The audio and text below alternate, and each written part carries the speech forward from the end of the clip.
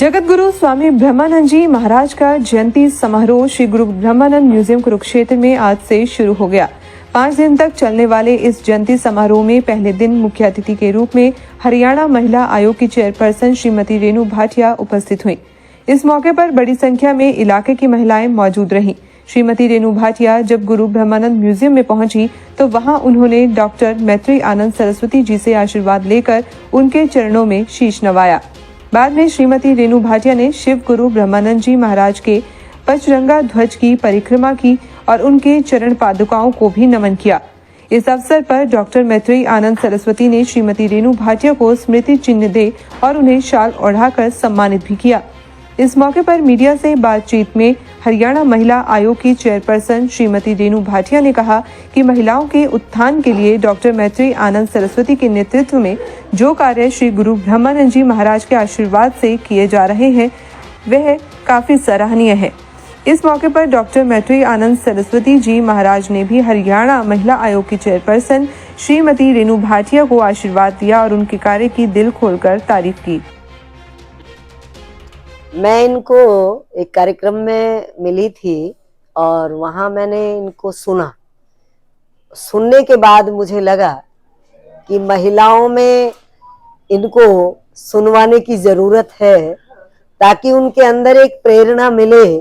जैसा कि अभी इन्होंने कहा है कि ये जो हमें लग रहा है कि अत्याचार बढ़ रहे हैं, नहीं, इन्हीं प्रेरणाओं का परिणाम है कि महिला जागरूक होकर अपने प्रति जो अत्याचार होता है उसकी शिकायत दर्ज कराने की क्षमता रखती है और उसके अंदर ये हौसला आ गया, हिम्मत आ गई है। तो आज का जो हमारा नारी चेतना उत्सव का कार्यक्रम है, तो मैंने इसीलिए रेणु जी को चुना है कि मैं स्वयं इनको सुनकर ऐसे प्रभावित हुई और मुझे महसूस हुआ कि ये महिलाएं जब खड़ी होंगी, इनका बोलना भी, थोड़ा बोलना भी ज्यादा काम करेगा। जिन्होंने अपने जीवन में संघर्ष किया है तो उनके संघर्ष से दूसरों को भी प्रेरणा मिलती है।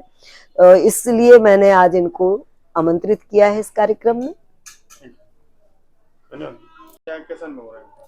देखिए, कुरुक्षेत्र अपने आप में नाम ही पूरा है और यहाँ आने का सौभाग्य अपने आप में ही पूरी जिंदगी सफल कर देना है।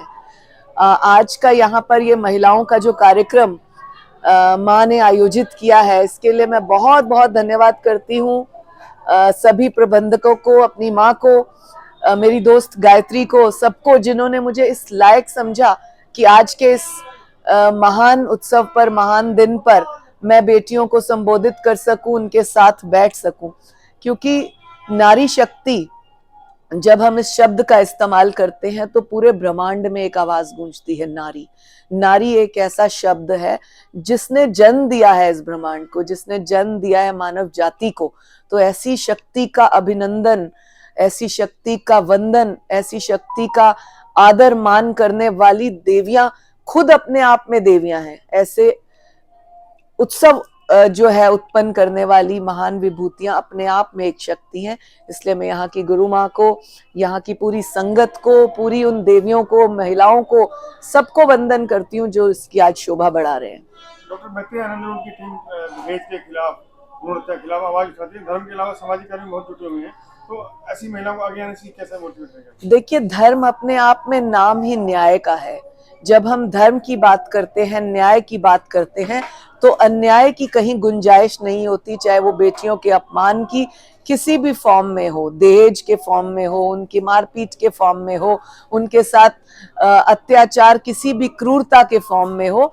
ये अपने आप में एक जो है परिपूर्ण शब्द है, परिपूर्ण कार्य है।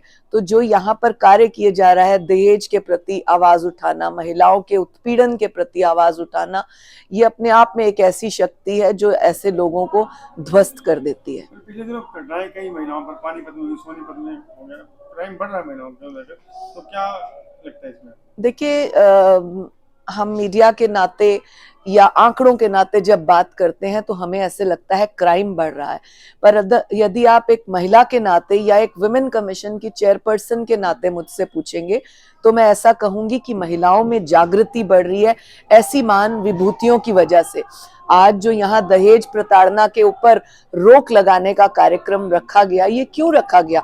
क्योंकि महिलाओं में जागृति आए, महिलाएं अन्याय ना सहे। तो जब ऐसे कार्यक्रम बढ़ते हैं, जब ऐसी रिपोर्टिंग बढ़ती है, जब ऐसे थाने चौकियों में केस बढ़ते हैं, तो हमें लगता है क्राइम बढ़ा। परंतु मैं इसको कहूंगी कि जागृति बढ़ी, जागरणा बढ़ी, महिलाओं में शक्ति बढ़ी कि वो अपने आप को प्रोटेक्ट कर सके, अपनी रक्षा करने की सीख सके। दहेज के कानून में कुछ बदलाव की जानकारी मिल रही है, कुछ पता लगा रहा है? देखिए, दहेज की मुझे याद आता है जब हम जन्मे भी नहीं होंगे या जब हम बहुत छोटे होंगे, तब दहेज के ऊपर महिलाओं को जलाना, फांसी लगा देना, मार देना, ये क्रूरता बहुत समय से चलती थी। पर आज जो उस समय की महिलाएं थी, या मुझे ही आप ले लीजिए, यदि मैं उस समय 5 वर्ष की थी, आज 54 वर्ष की हूँ, तो मैंने इन सारे वर्षों में एक ही चीज सीखी कि महिलाओं का सम्मान कैसे करना है। उसमें वो जो महिला उस समय इस तरह का महिलाओं पे अत्याचार करती थी, मैंने वो देखा। तो इतने 50 वर्षों में मैंने इस बात को एहसास किया कि महिलाओं पर अत्याचार नहीं करना चाहिए। आज एक सास के रूप में मैं कभी उस बात को सोच नहीं सकती, चाहे वो मैं बेटी की सास हूं, चाहे मैं बेटे की सास हूं, मैं दोनों तरफ से ये अत्याचार नहीं सोच सकती। ना अपनी बेटी पर ये अत्याचार होने दूंगी, ना अपनी बहू पर करूंगी। जिस दिन हर महिला इस बात को समझेगी कि जो अत्याचार मैं अपनी बेटी बहू पर कर रही हूं, अगर वो मेरी बेटी पर हो तो कैसा महसूस होता है, मुझे लगता है ये अत्याचार उस दिन खत्म हो जाएगा।